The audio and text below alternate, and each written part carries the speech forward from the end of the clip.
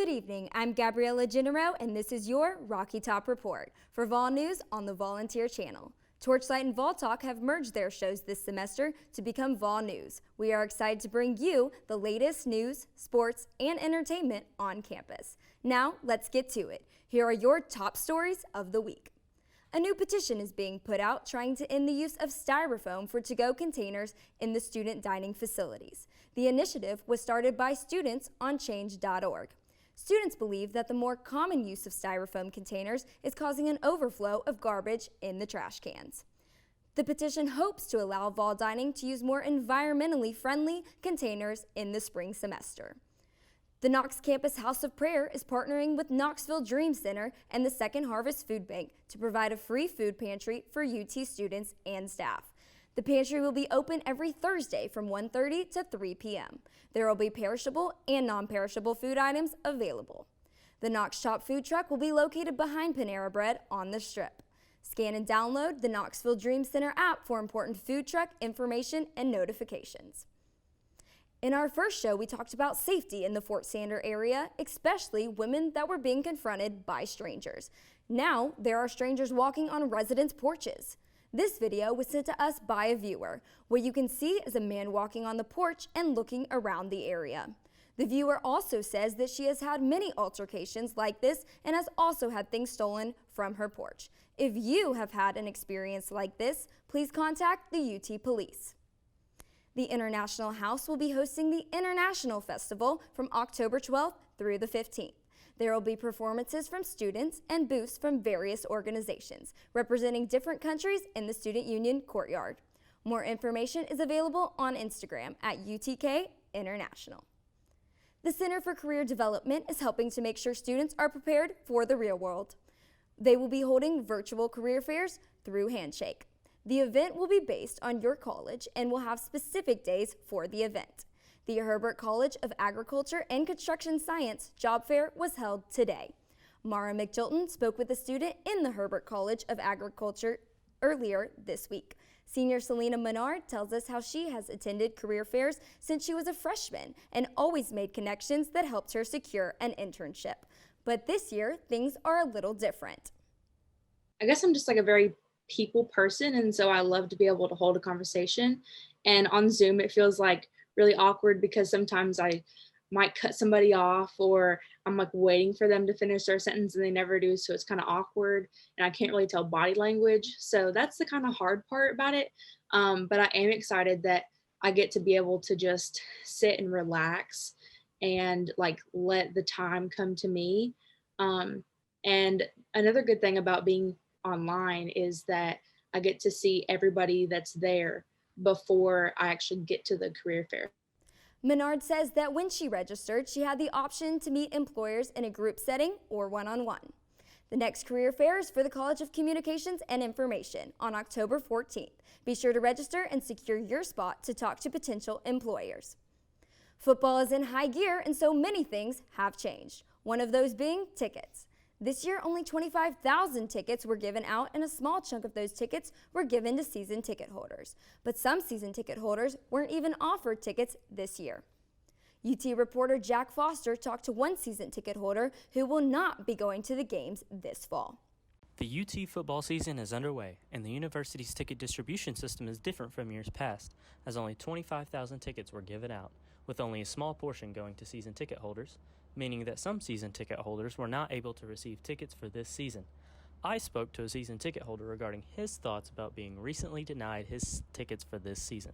I was disappointed when not being able to attend, and I certainly understand the situation and what's going on. I'm glad that they are playing ball. It's good to watch some college football for the year, that's for sure. But I was disappointed that I wasn't able to go. Disappointed I wasn't able to get selected to get tickets as I've normally have over the last several years.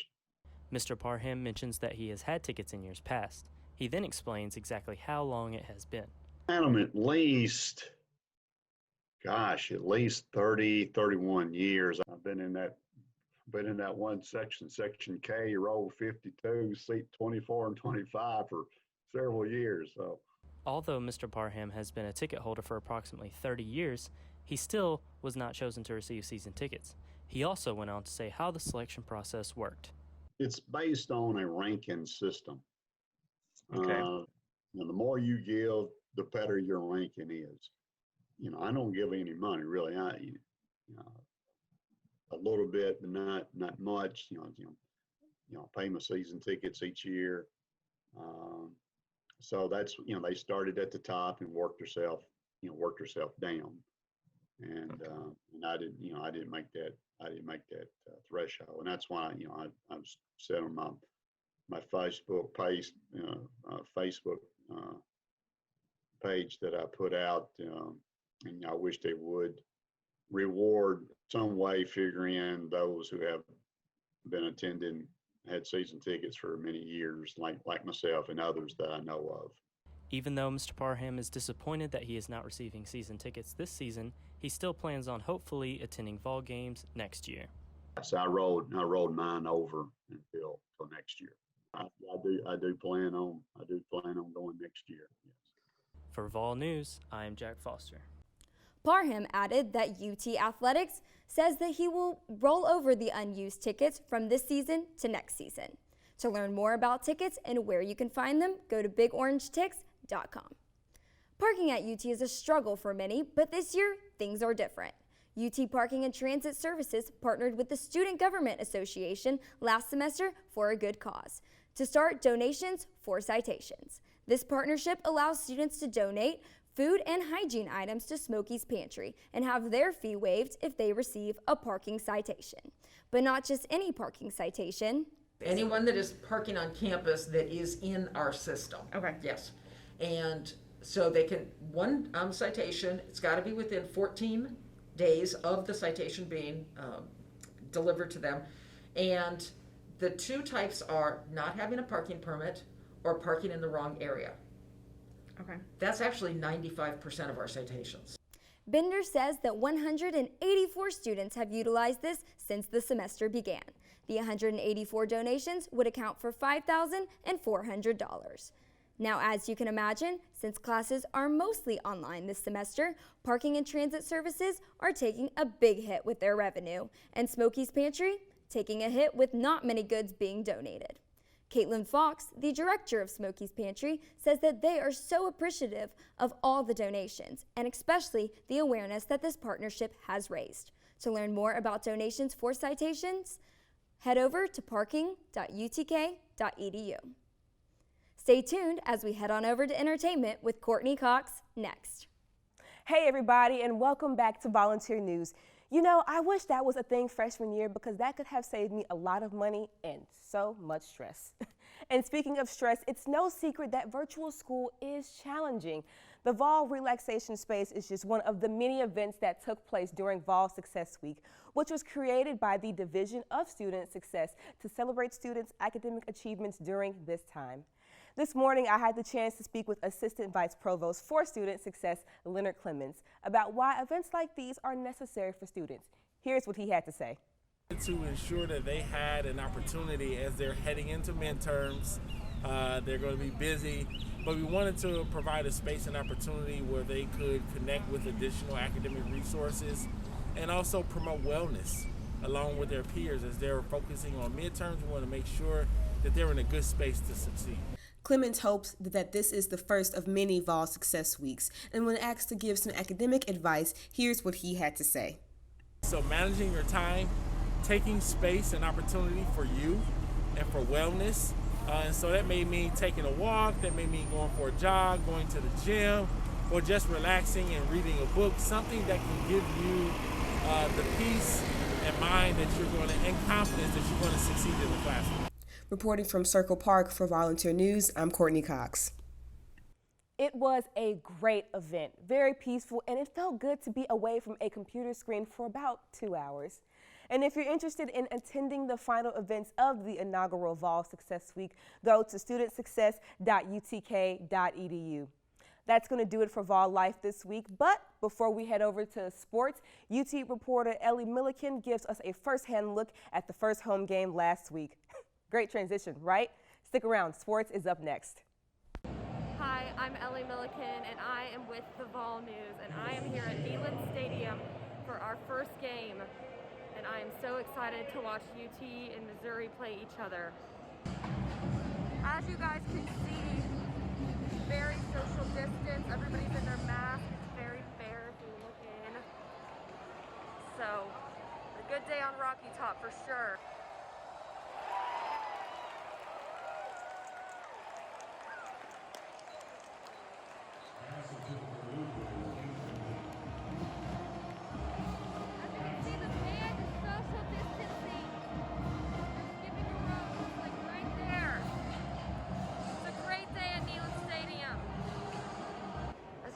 There's a lot of social distancing, people are wearing masks, we have police officers right here. The stadium is just very bare right now. Just the upstairs of the stadium. There's still places you can eat, but everybody's in a mask and everybody's doing their part. So, well, I'm leaving the game right now and the Vols are going to win. What a good day, everyone has their mask on, it's great. What a great vlog video transition. Be sure to tune in next week to hear how students enjoyed the game. Hi everyone, welcome to the Rocky Top Sports Report. I'm Jasmine Cochrane. And I'm Sami Roebuck. I'm so glad to be joined by Jasmine today. Why don't we get started, Jazz? The Tennessee Volunteers played against the Mizzou Tigers this past Saturday. The Vols extended their winning streak to 8 consecutive wins, beating Missouri 35-12 on Saturday. Tennessee converted all 4 fourth downs, along with 6 of 11 third downs and 5 for 5 in the red zone, all being touchdowns. Gray finished with 105 yards rushing, with both a rushing and receiving touchdown. Chandler ran 90 yards and scored a touchdown as well. Tennessee is now 2-0 at the start of the season. They will be traveling to Athens, Georgia to play number 4 Georgia this Saturday. Other SEC and ACC schools seem to be falling under similar restrictions for the most part, following a 20 to 25% capacity policy. Vanderbilt allows a limited number of students. Undergrad seniors get first pick to the tickets, then so forth by year. They are the only school not allowing non-student fans to the home games. Florida State has an updated policy. Their students must test negative during the week prior to attending a home game. And now to pro sports. The NBA Finals started last week between the Miami Heat and the LA Lakers. The Lakers are currently winning the championship series 3-1. In Game 4 Tuesday night, LeBron James finished with a total of 28 points, 12 rebounds, and 8 assists. Heat's Jimmy Butler was just behind with 22 points, 10 rebounds, and 9 assists. The Lakers' field goal percentage was 44.3%, and the Heat just behind with 42.7%. Both teams were neck and neck the whole night, but the Lakers finished out strong with a score of 102-96 to secure their 3rd win. If they win Game 5 tomorrow night, they will have locked in their 17th championship title. Let's talk about the NFL. Last week was filled with surprising upsets. The Carolina Panthers beat the Arizona Cardinals 31-21. The Cleveland Browns also beat the Dallas Cowboys in a very high-scoring affair.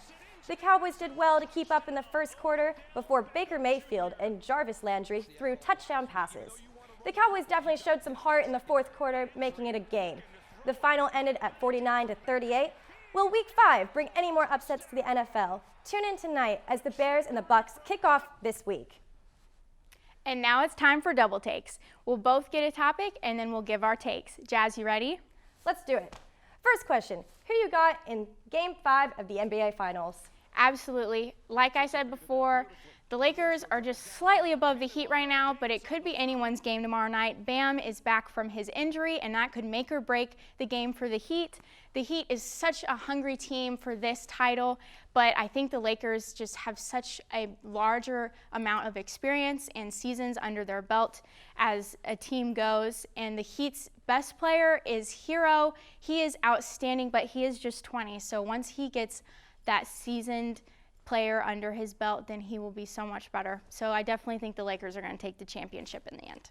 You know, Sammy, I'm going to have to agree with you. The Lakers are probably going to win as well. They're up 3-1 in the series. LeBron and AD are absolutely dominating. Big facts. Plus, it would be great to see them turn things around after the most difficult year that they've had. Absolutely.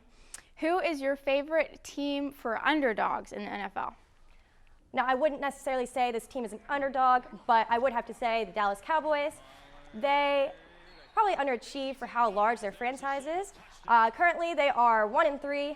It will be interesting to see if they can turn around their season in the weeks to come. I absolutely understand what you mean by underachievers. I would have to say the 49ers, because they are 2-2 right now, but they could really make some big changes for their season. It could go anywhere. They were such a powerhouse last year, and if they really buckle down, they could definitely get to that point again this year. I mean, did you see Brandon Ayuk's TD on Sunday? He hurdled over Marcus Epps. It was insane. They ended up losing that game, but they should win against the Dolphins on Sunday. Absolutely.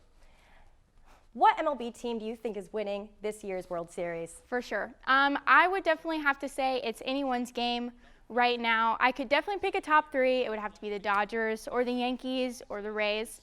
But it's definitely going to be one of those two in the series, but we'll have to wait and see who wins. You know, I'm just going to have to disagree with you on this one. These are tough questions for the World Series. I'd probably have to go with either the Braves or the Astros. The Braves have a great offensive lineup this year, and they absolutely just sweep the Marlins today. I believe the final score was 7-0. The Astros are just packed with talent and definitely score a lot of runs. Absolutely. Well, that's going to wrap it up for sports today. Stay tuned for more Volunteers news right after this. Today is October 8th, which means today is National Fluffernutter Day. Now you may be thinking, what is Fluffernutter?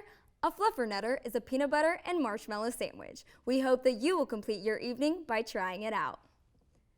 Maybe you'd rather eat your Fluffernutter sandwich during another one of our shows, Morning Gem. In their special Friday edition, Lost in a Sea of Orange, UT grad student JC Caver will be talking about all the trending spots in Knoxville.